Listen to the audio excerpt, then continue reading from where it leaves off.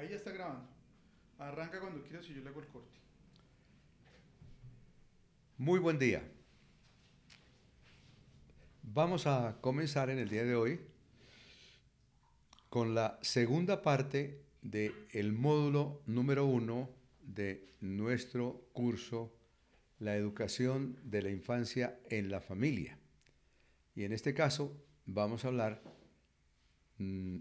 en esta segunda parte nuevamente de la dignidad de los niños, pero ya eh, en un enfoque completamente práctico, lo más práctico posible. Y es tratar de dar respuesta a la pregunta, ¿cómo presentar a un niño de 4 o 5 años los temas anteriores para que adquiera conciencia de su dignidad y la asuma? Sobre todo que la asuma, es decir, que tengamos la seguridad de que el niño va entendiendo y por lo tanto va asumiendo algo que dado por el papá o la mamá con mucha alegría, con mucho cariño, él lo va a asumir. Pero claro, no se puede dar un tema de estos una vez y pensar, perdónenme que lo diga, no es la idea que sea ofensivo, pensar que con una sola vez ya el niño captó estas ideas y las va a asumir para el resto de su vida. No, vamos a tener que repetirlas bajo distintas circunstancias, con distinto lenguaje, en distintos momentos, ya sea en el campo, durante un paseo o en el hogar o en el momento de recogerlo en el vehículo, en el colegio o en el momento que sea. Buscar momentos siempre distintos, circunstancias distintas, estar muy atento a qué nos inspiran esas circunstancias y esos eventos que se presentan normalmente en la vida para volver sobre estos temas de la dignidad del niño, especialmente en estas edades que sugerimos comenzar alrededor de los 4 o 5 años y si es posible antes, porque hoy los niños son muy, ¿cómo se dice normalmente? Muy despiertos en esta época.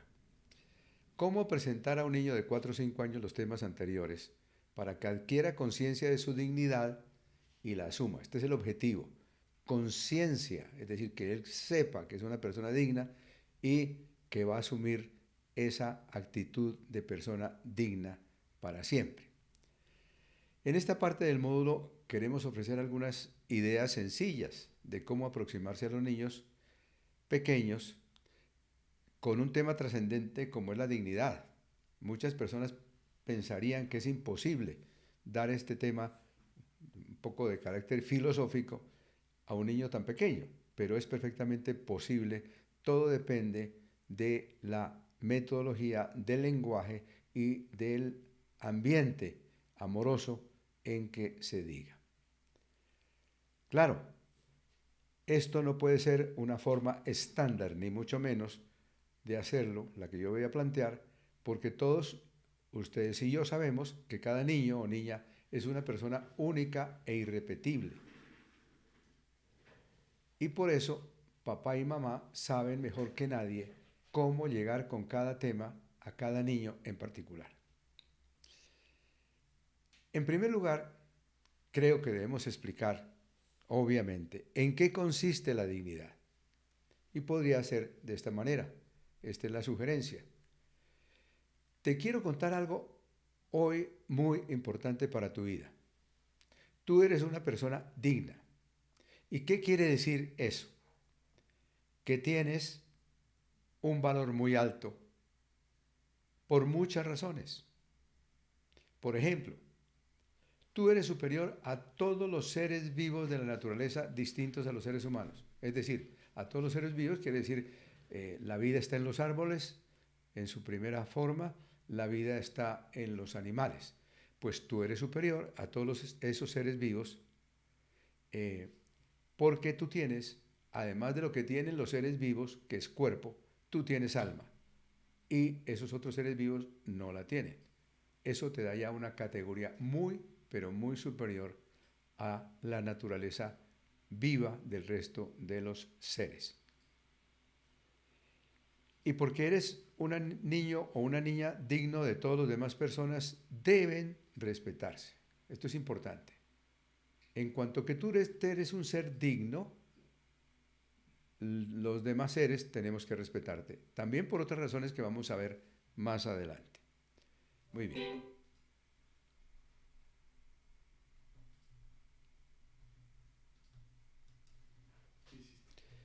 Te iré explicando poco a poco cada una de las razones por las cuales eres una persona digna. Vamos a ir hablando de las razones de tu dignidad en distintos momentos. Y esta es una nota para los papás. Iremos tomando un punto cada día porque el niño, como ustedes saben muy bien, no puede durar mucho tiempo concentrado en un tema, sobre todo en un tema de este tipo. Que se lo presentaremos con la mayor gracia y simpatía y contándole un cuentico. Ustedes adornarán esto como quieran, pero que lleguen las ideas muy claramente. Vamos a comenzar con estas razones desde el principio, le decimos al niño.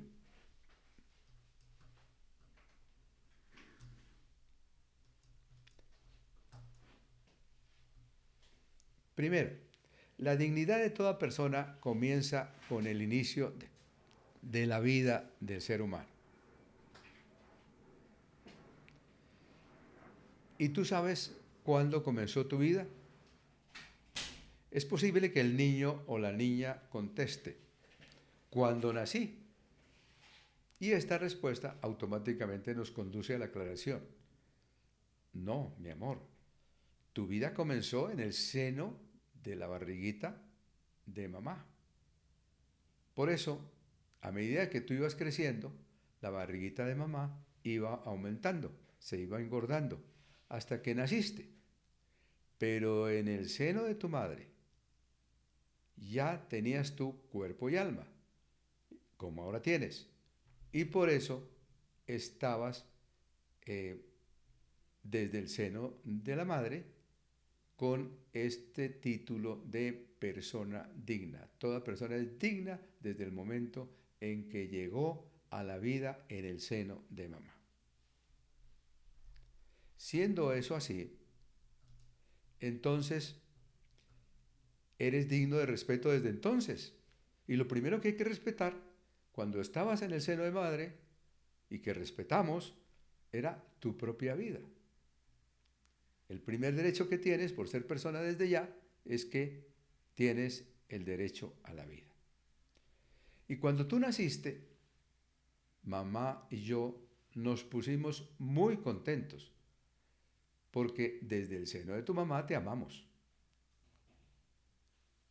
Eso es algo que teníamos ganas de decirte desde hace algún tiempo, porque eso es una forma de expresar nuestro amor por ti. Bueno, y si preguntara, ¿cómo sé que tengo alma? La respuesta, entre otras, podría ser, porque tú estás hablando conmigo. Tú, como ser humano, puedes hablar, porque tienes alma, porque puedes pensar lo que vas a decir y puedes pensar en la respuesta que me vas a dar cuando ya te hago una pregunta. Esa es una condición que se puede establecer fácilmente porque tú tienes un alma, que es un espíritu que está dentro de ti. Pero además te tengo que decir una cosa muy importante. Tu inteligencia, tu memoria, tu voluntad para poder decidir si comes determinado dulce o determinada otra cosa, si vas a jugar fútbol o jugar tenis, esas decisiones no están en el cuerpo, están en el alma. Y el alma da instrucciones a tu cuerpo a través del cerebro. Y tú no ves tu alma, yo tampoco la puedo ver, porque es una entidad, un ser espiritual. En cambio, tu cuerpo sí lo puedo ver y lo puedo tocar. La razón por la cual tú estás ya como ser humano, o estuviste en el seno de tu madre como un ser humano, es porque desde allí ya tenías el alma. y sentías, y podía yo comunicarme contigo a través de las caricias que le hacía en la barriguita de tu mamá cuando tú estabas allí. Y a veces yo me ponía muy feliz porque yo poniendo la mano en la barriguita, tú saltabas, hacías movimientos, y yo sentía la vida tuya, sentía la existencia tuya que me alegraba muchísimo. Sí. Qué bueno sería, esta es una nota para los padres, con el hijo o hija que vieran uno de los videos de Elisei Missing, de que hablamos atrás, y comentar el inicio del seno, en el seno de la madre, de la afición por la música de este niño. Este niño oía a la hermana tocando piano cuando estaba en el seno de la madre, y cuando le preguntaron cuándo comenzó tu afición por la música, él dice que cuando en el seno de su madre oía a su hermana tocar el piano. Y ahí nació un genio de la música que hoy debe tener unos 8 o 9 años, pero que ha tocado conciertos de Mozart y de Beethoven desde cuando tenía 3 años. Es una maravilla de artista. En conciertos que tendrían que ser interpretados por grandes artistas que han tenido que estudiar durante muchos años y practicar durante muchos años la música. Es un perfecto milagro. Pero lo que nos importa saber es que ese niño ya sentía en el seno de su madre, tenía estímulos que él respondía y respondió siendo un gran artista. Y seguramente desde el principio sin ser consciente de ello, pero que ya él podía tocar con mucha facilidad. La segunda razón de la dignidad de la persona es que es único e irrepetible. Entonces le decimos al niño, otra razón por la cual tú eres un ser digno es porque eres un ser único e irrepetible. ¿Eso lo sabías tú? ¿Que tú eres único en esta familia y en el mundo? Pero resulta que él puede pensar de la siguiente manera, pero ¿cómo yo puedo ser único si tengo hermanos y hay en el mundo muchas niñas y muchos niños?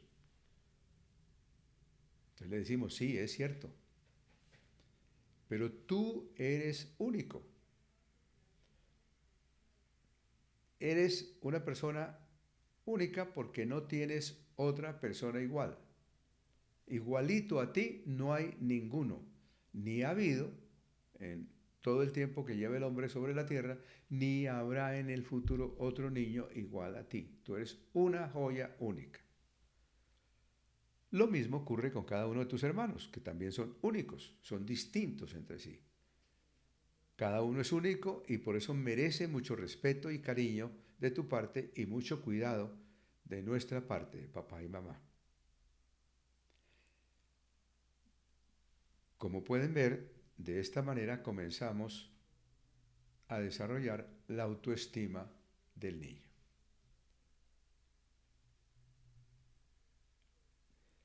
Aquí vale la pena que él o ella comience a valorar algo muy importante, que es la humildad, que debe ir paralela con esta serie de afirmaciones de su dignidad. La humildad. Y le podemos decir algo de este estilo. Sí, vales mucho, pero tú y yo tenemos que reconocer que somos, en todo lo que somos, un don. Y un don quiere decir un regalo. Somos un regalo del Creador. Todo lo que somos lo recibimos, nos fue dado, nuestro cuerpo, nuestra alma, nuestra inteligencia. Nosotros no nos hicimos a nosotros mismos. Tú no te hiciste a ti mismo.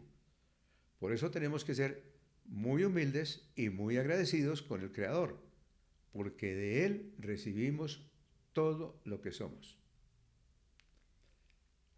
Hasta aquí tenemos simplemente un ejemplo de cómo podría ser esa charla de papá y mamá sobre la unicidad e irrepetibilidad de cada uno de los hijos. Vamos al punto tercero, a la tercera razón de la dignidad de la persona. Recuerden que son 5 razones, pero bueno, no son las únicas, pero son las fundamentales. Tú eres una unidad de cuerpo y alma. Tu dignidad es alta, además porque, a diferencia de los animales, estás dotado de un cuerpo y un alma. Pero hay una diferencia entre estos dos entes, entre el cuerpo y el alma. Son muy diferentes. Veamos por qué. ¿Tú sabes cuáles son las diferencias entre cuerpo y alma? Siempre es bueno estar haciéndole preguntas al niño, no solamente al comienzo, sino al final de cada explicación para saber si él comprendió a cabalidad lo que le presentamos. Cualquiera que sea su respuesta o que no haya ninguna respuesta, le explicaremos aceptando primero algún punto que haya sido acertado. Mira, el cuerpo está compuesto de partes: cabeza, ojos, manos, brazos, piernas, etc. El alma no tiene partes, porque es un espíritu. El cuerpo sí, y se puede ir desgastando, envejeciendo, pero el alma ni se desgasta ni desaparece nunca. El cuerpo muere, el alma no. Esto que te he explicado te da una superioridad muy grande sobre los animales. Bueno, podríamos preguntarles, ¿hasta aquí tienes alguna pregunta sobre lo que te he explicado? Siempre hay que estar midiendo el grado de comprensión del niño, porque una cosa es que nosotros creamos que hemos explicado con toda claridad, como yo supongo que lo estoy haciendo en este momento, y otra cosa es que el receptor de la comunicación haya entendido a cabalidad lo que planteamos. Si no estás en condiciones de contestar alguna pregunta que formule el niño, dile al día siguiente que al día siguiente le responderás. Pero eso sí, investigarás y le contestarás en el día en que prometiste hacerlo, porque de lo contrario se pierde confianza en el padre o la madre y comienzan las dudas en el niño. Perdemos autoridad. Muy bien, otro día vamos a la cuarta razón por la cual nuestro hijo, nuestra hija, es un ser inmortal. Llegamos a un punto clave, la inmortalidad del ser humano. Nadie nos ha dicho, y yo no recuerdo que a lo largo de toda mi vida alguien me ha dicho, digo, de parte de papá o mamá, ninguno de los dos me ha dicho, tú eres un ser inmortal. Tenemos esto en el subconsciente, de que nosotros tenemos unas calidades humanas tan importantes que es imposible que nosotros terminemos nuestra vida en el momento en que el cuerpo se separa del alma y que ahí se acabó todo. No, tenemos allá ese germen de permanencia, de eternidad que está sembrado en el fondo de la naturaleza del ser humano, pero no lo hacemos consciente. Qué bueno que nos digan desde pequeños, y ustedes serán seguramente los primeros en hacerlo. A ese niño de 4 o 5 años, ¿sabes que tú eres un ser inmortal? Y el niño preguntará, por ejemplo, ¿y qué es ser inmortal si no sabes qué es eso? Pues que ni tú ni yo vamos a morir nunca. Un momentico, dirá el niño, ¿y por qué la abuelita se murió? Bueno, tratemos de explicarle. Te explico. Murió su cuerpo, pero su alma sigue viviendo y no morirá jamás. Así que tú tienes un principio de inmortalidad, como lo tengo yo, lo tiene mamá, lo tienen tus hermanos y todo ser humano. Hemos sido hechos para permanecer. Ahora miremos qué pasa con el cuerpo. El cuerpo es físico y a través de los años vienen las enfermedades y las partes del cuerpo se van debilitando hasta morir. Pero el alma, como es espíritu, no muere. Por eso lo que nosotros llamamos muerte en el ser humano no es exactamente eso, una muerte total, como sí sucede en los animales. Cuando el árbol muere, se seca, se convierte en cenizas o va a alimentar en la tierra a los otros árboles que vienen después. Pero ha desaparecido. Ese árbol en particular desapareció para siempre, volvió a la nada. Lo mismo ocurre con los animales. Cuando se murió la mascotica que tanto queremos, pues ese ser ya va a entrar, ese cuerpo, porque no tiene alma, va a entrar en descomposición y desaparece totalmente y ya no lo volveremos a ver nunca, ni a saber de él nada. Por eso lo que llamamos alma en las personas es sencillamente una separación de lo que muere y de lo que no muere. Es decir, del cuerpo que sí muere y del alma que es inmortal, porque es un espíritu. Y una vez creado un espíritu, no desaparecerá nunca más, vivirá para siempre.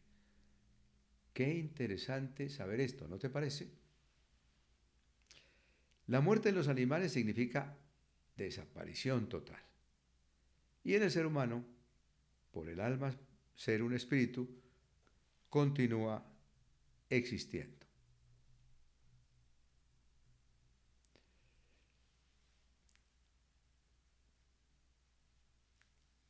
Podemos decir entonces que todo ser humano es inmortal. El Creador dispuso que así fuera, porque quiere que al final de tu vida, aquí en la tierra, el alma vaya al cielo a gozar de una felicidad que no tiene fin. ¿Qué te parece? Te ruego tener en cuenta que esta es la razón más alta de tu dignidad, el hecho de ser inmortal. Tú, Juanito, o Berta, o Johanna, tú eres inmortal. En este momento valdría la pena explicarlo con la gráfica sobre los ciclos del crecimiento del alma y del cuerpo que vimos en la primera parte del módulo número 1, en donde se muestra mediante unas coordenadas cartesianas el punto cero de aparición del embrión por unión del espermatozoide y el óvulo. No le explicaremos todavía, si no hace falta, lo de la fusión del espermatozoide y el óvulo, que es el comienzo de la vida, porque en ese mismo momento Dios pone el elemento más importante de ese ser, que es el alma, y comienza un doble crecimiento con dos líneas distintas. El cuerpo crece al comienzo, se estabiliza en la edad adulta por un tiempo y a los 60 años comienza a decrepitarse hasta que llega otra vez al nivel cero de crecimiento. En cambio, el alma va creciendo permanentemente en mayor o menor intensidad, dependiendo de lo que nosotros le aportemos a nuestra propia alma, en conocimientos, en experiencia, en crecimiento espiritual. En algunos casos puede llegar a un crecimiento exponencial, pero lo cierto es que esa alma no le pasa lo del cuerpo. El cuerpo llegó al punto final, pero el alma atraviesa, supera, penetra la barrera de la muerte y sigue hacia la época de la inmortalidad, la intemporalidad.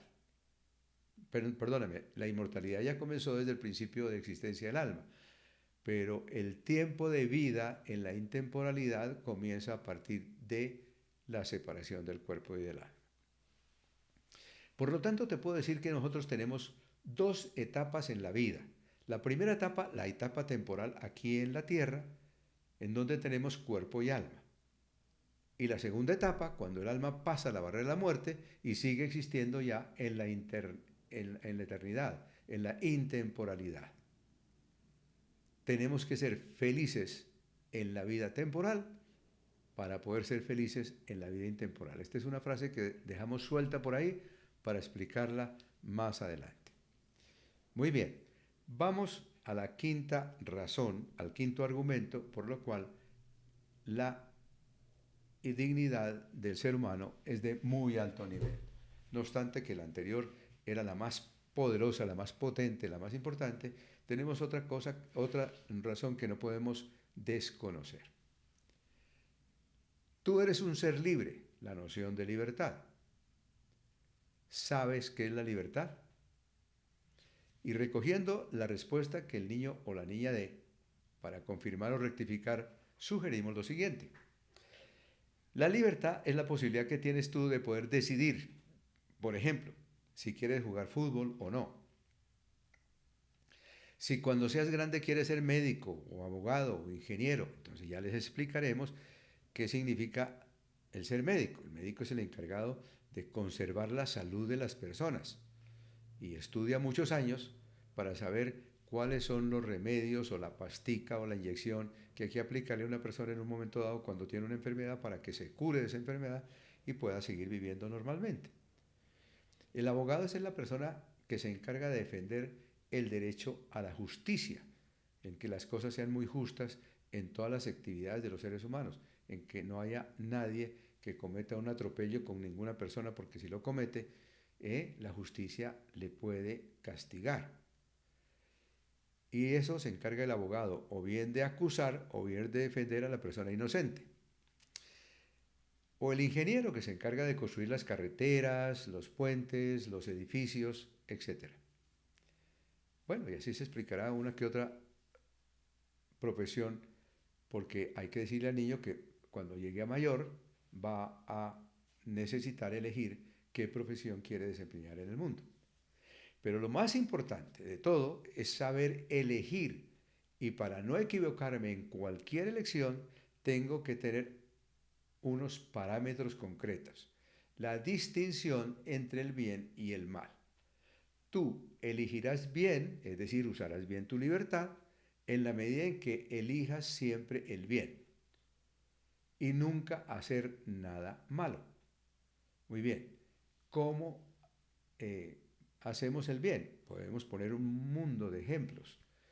Por ejemplo, pedirle al niño será muy bien el hecho de que tú decidas libremente ayudar a mamita en la casa lavando los platos para que ella tenga menos trabajo, pueda descansar un poco más y además tú harás eso por amor a mamá. Y entonces tiene doble efecto, que es que disminuye el esfuerzo que tiene que hacer mamá, pero además recibe una manifestación de amor tuyo, porque eres un ser libre y quieres hacerlo. Y la expresión del amor es una manera de ser libre. Es la mejor manera de ser libre, amar, amando a los demás, hacer todo por amor. Y eso será una cosa que está operando en el ámbito del bien. Entonces, recibirás allá en el interior tu propia satisfacción del deber cumplido o de la acción buena cumplida, pero eso también lo verá el Creador y estará muy alegre de que tú estés en ese plan, porque Él es nuestro Padre, porque de Él venimos y como ya dijimos, de Él recibimos todo lo que somos, nuestro cuerpo, nuestra alma, nuestra inteligencia, nuestra voluntad. Y de paso te digo que en el alma, por encima del cuerpo, que creemos lo contrario, en el alma están todas las cosas buenas que tenemos, la inteligencia, la voluntad, la libertad, la imaginación, la creatividad, la memoria, todo lo bueno que tiene el cuerpo, el ser humano está en el alma. Y el alma gobierna el cuerpo a través del cerebro, dando órdenes de lo que hay que hacer, ¿no? Pero es donde se toman las decisiones de hacer bien o de hacer mal. Muy bien. Entonces, el alma se puede enriquecer, pero también se puede degradar si hacemos cosas malas. Muy bien. Entonces, siendo eso así, esa es la libertad. Pero, así como te digo, ejemplos de las buenas cosas buenas que puedes hacer,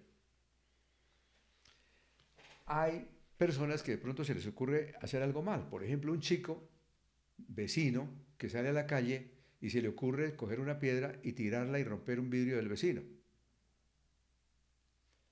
Él hizo un mal y por ese mal su conciencia, que es una eh, facultad que tenemos dentro de nosotros mismos en el alma, le va a decir que eso estuvo mal. Y esa conciencia se lo va a recordar, que hizo una cosa mala y no va a tener paz y no va a ser feliz y no va a tener tranquilidad, porque sabe que hizo algo malo. Eso es lo primero. Lo segundo es que hizo un daño, que fue romper un vidrio, un bien de otra persona. Estuvo muy mal. Tercero, que derivado de eso puede generar un conflicto entre el vecino, dueño de la casa cuyo vidrio se rompió, y el vecino, papá del niño que rompió el vidrio. Y eso puede llegar a consecuencias muy graves. Por lo tanto, nunca hay que hacer nada malo porque eso tiene consecuencias en mí mismo muy malas y en los demás. Entonces, el camino para ser feliz en la vida temporal y luego en la vida intemporal es en la vida temporal hacer todas las cosas dentro del bien, hacer siempre el bien a los demás y hacernos el bien a nosotros mismos, por supuesto, conservar la salud, lo que sea. Muy bien, papá o mamá aportarán muchos otros ejemplos, pero bueno, hay que preguntar al hijo o a la hija si ha comprendido cada una de las ideas que le vamos dando, porque es muy importante tener la medida de que tanto comprendió el receptor de lo que nosotros comunicamos como emisores.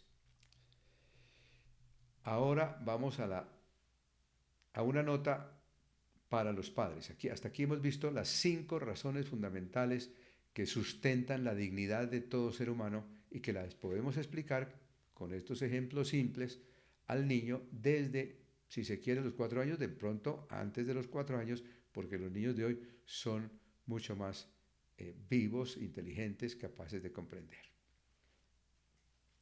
Aquí van algunas recomendaciones para papá y mamá sobre algunas actitudes positivas que realzan la dignidad del niño. Cualquiera de ellas producirá ese efecto.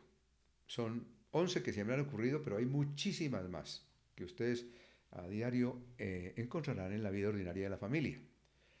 La primera que se me ocurrió, decir, hazme un favor en vez de dar órdenes. ¿Sí?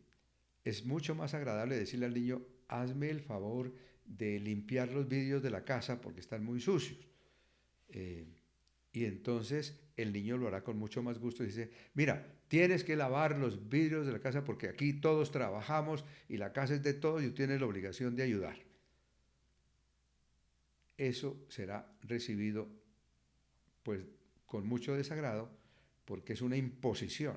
Y acabamos de decir que el niño tiene dignidad porque es ser libre y es mejor que él lo haga libremente y por amor, porque es un favor y una manifestación de amor que va a hacer a su papá o a su mamá o a sus hermanos también, porque está haciendo un bien para toda la familia.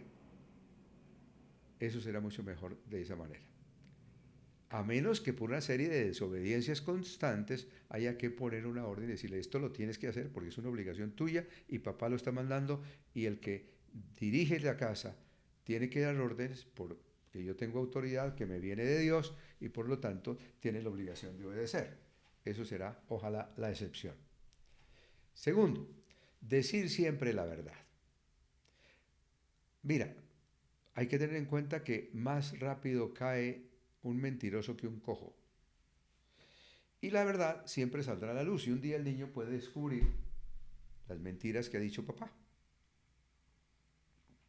o mamá. Y en el momento en que lo pille en algo que no coincide con la verdad, con la realidad, pues va a adquirir una desconfianza en su papá, porque luego no va a saber cuándo papá dice la verdad y cuándo no.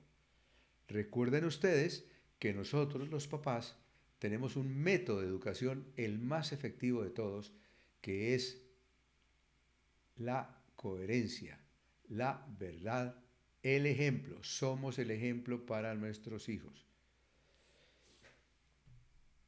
Tercera, permitir al niño o a la niña valerse por sí mismos en todo lo que ellos puedan hacer.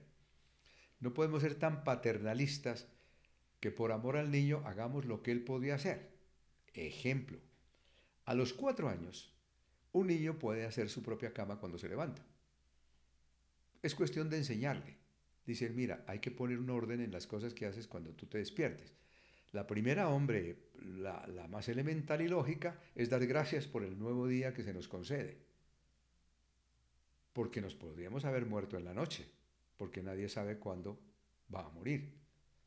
Entonces demos gracias porque se nos da la oportunidad de vivir un día más. ¿Para qué? Para hacer el bien. Muy bien, eso será lo primero. Y luego te levantas, vas al baño, te arreglas e inmediatamente después de que estás arreglado, arreglas tu cama, porque primero es el arreglo de la persona y luego arreglas tu cama. La organizas muy bien. Si no sabes cómo, yo te enseño.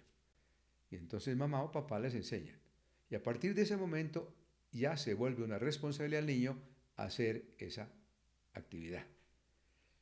Cuando ya el niño la puede hacer, pues sería muy mal que lo vuelva a seguir haciendo la mamá porque no tengo tiempo, porque tengo que hacer la cosa rápida, porque esto se ve muy mal, porque el desorden implica falta de paz en la familia, no sé, por la razón que sea, pero eso no se debe hacer. El niño tiene que hacer lo que ya sabe hacer y puede hacer. Y mientras más pronto pueda hacer las cosas, también. Lavar los platos.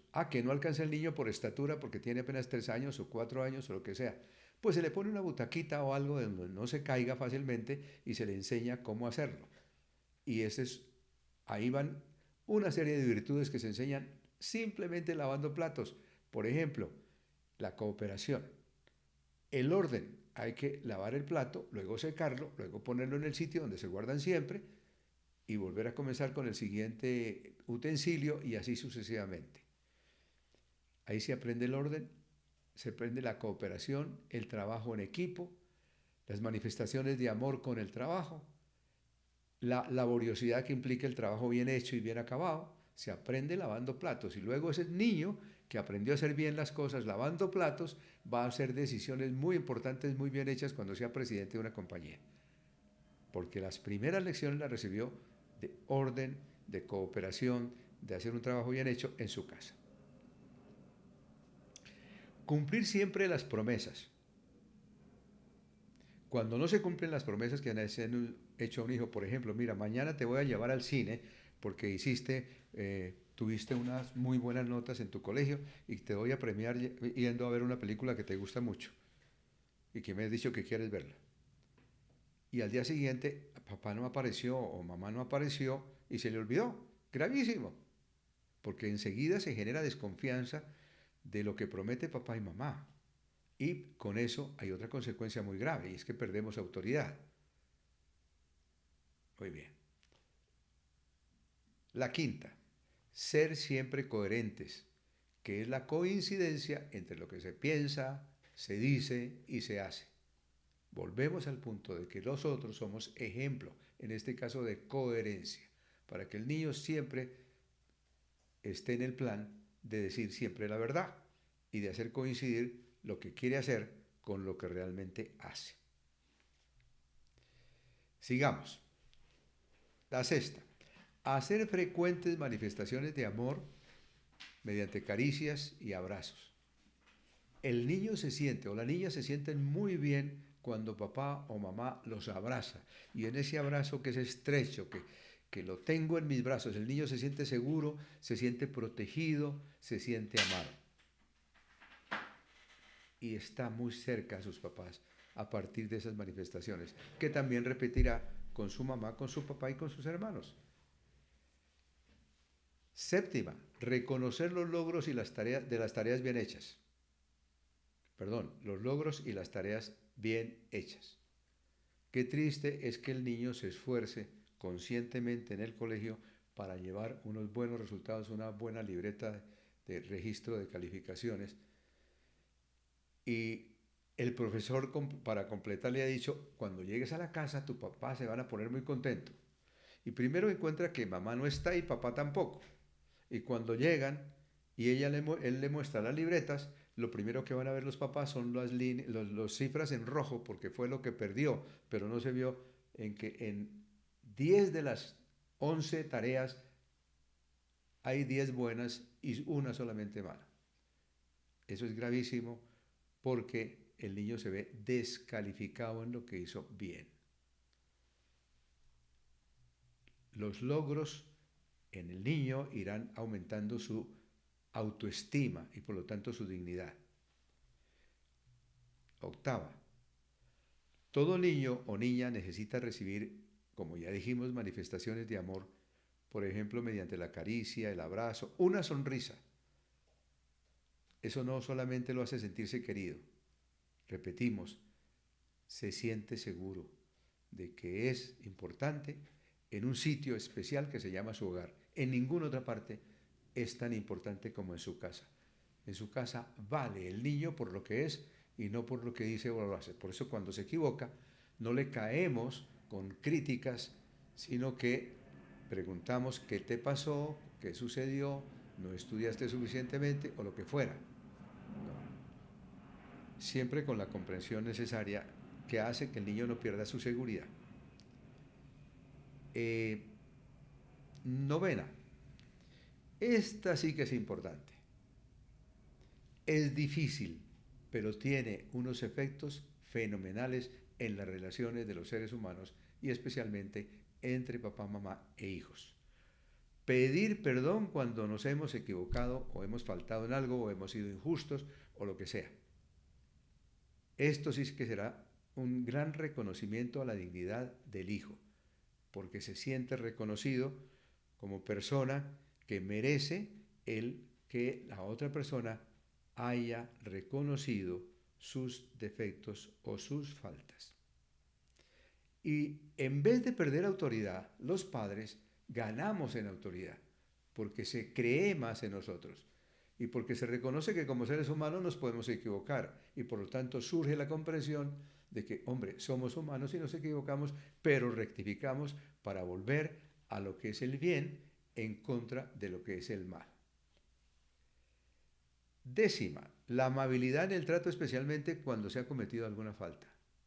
El niño rompió algo y no le caemos con un grito y un regaño, sino que vamos a ver qué pasó, por qué sucedió el accidente, para que el niño no vuelva a cometer las mismas faltas, de no tomar las medidas prudenciales para mover ese objeto delicado, una porcelana fina que se le rompió, que queríamos mucho, y que el niño por sí mismo se va a autocastigar, y ese autocastigo vale mucho más que el castigo de papá o mamá. Y vale mucho más la comprensión de que, oye, ¿cómo me entiende papá y mamá de que yo fallé, pero me entendió, me tuvo en cuenta y me sigue amando a pesar del error que cometí? Y undécima, confiar en que son capaces de realizar los proyectos que se propongan y ayudarles a realizarlos. Así sea un pequeño dibujo. Voy a dibujar un pájaro, mamá o papá. Y el niño hace un mamarracho, hay un dibujo que para nosotros nos parece muy feo, pero para el niño es una obra de arte, es un esfuerzo que hizo.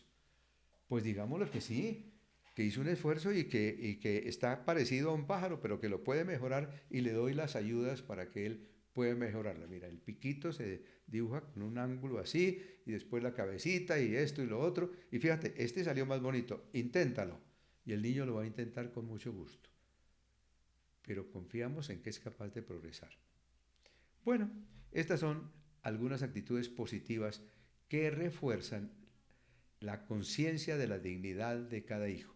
Vamos a pasar ahora a algunas actitudes de nosotros, los padres de familia. Yo he caído también en ellas, que pueden afectar negativamente la dignidad y concretamente la autoestima de los niños. Y estos son fruto de mi propia experiencia. El autoritarismo, que consiste en establecer una relación de dependencia del niño en la que se exige que se haga siempre la voluntad de papá o de mamá, sin posibilidad de contradecir o de sugerir algo distinto.